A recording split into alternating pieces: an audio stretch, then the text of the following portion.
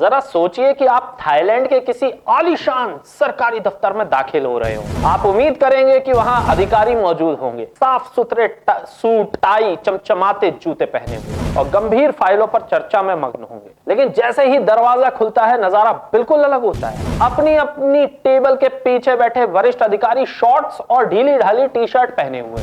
आपको यह सोचने के लिए माफ किया जा सकता है कि शायद आज दफ्तर में कोई पिकनिक है या फिर हर कोई बस छुट्टियों पर जाने की तैयारी कर रहा है। लेकिन जरा सा रुकिए, ये ना तो कोई फैशन ट्रेंड है और ना ही लापरवाही की कोई निशानी। ये थाईलैंड सरकार का मास्टर प्लान है, एक ऐसी रणनीति जिसने दुनिया भर के मैनेजमेंट गुरुओं को पूरी तरह हैरान कर दिया है। इसे एनर्जी वॉर रूम नाम दिया गया है। अब सवाल उठता है, आखिर ऐसा क्यों हुआ? असल में मिडिल ईस्ट में चल रहे संघर्षों और वैश्विक सप्लाई चेन में आई रुकावटों की वजह से प्राकृतिक गैस एलएनजी के कच्चे तेल की कीमतें दुनिया भर में आसमान छू रही हैं। थाईलैंड अपनी बिजली बनाने के लिए इन्हीं ईंधनों पर बहुत ज्यादा निर्भर है। जैसे जैसे देश का खजाना खाली होने लगा है और ऊर्जा संकट गहराता गया, सरकार को एहसास हुआ कि अब पारंपरिक तरीके काफी नहीं होंगे। थाईलैंड एक उष्णकटिबंधीय देश है जहां गर्मी ज्यादा होती है। यहाँ दफ्तर में बिना एयर कंडीशन के बैठना किसी यातना से कम नहीं। सरकार ने देखा कि देश में बिजली की सबसे ज्यादा खपत इन्हीं एसी यूनिट्स को चलाने में हो रही है और इस तरह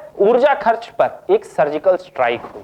सरकार ने दो साहसी कदम उठाए। पहला, एयर कंडीशनर के थर्मोस्टेट की सेटिंग को बढ़ाकर 26 से 27 डिग्री सेल्सियस के बीच कर दिया गया और उनके चलने के घंटों को भी सीमित कर दिया गया। हालांकि सूट और टाई पहनकर 27 डिग्री की उमस भरी गर्मी में काम करना कर्मचारियों के लिए जल्दी एक बड़ी आजमाइश पूरी तरह से यातना तरीके से बन गई। इसका हल सामने आया, एक कैजुअल ड्रेस कोड।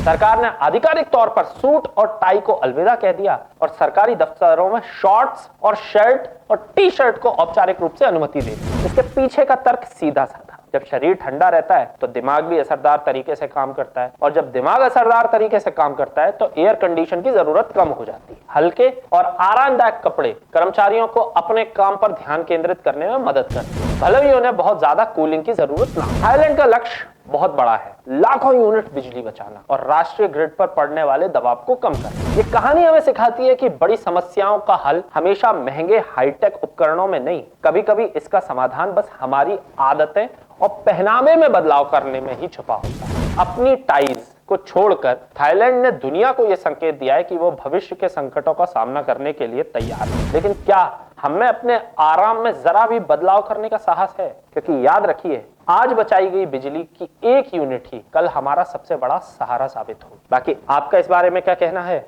मुझे कमेंट सेक्शन में बताएं और जुड़े रहे राजीव टाइम्स के साथ।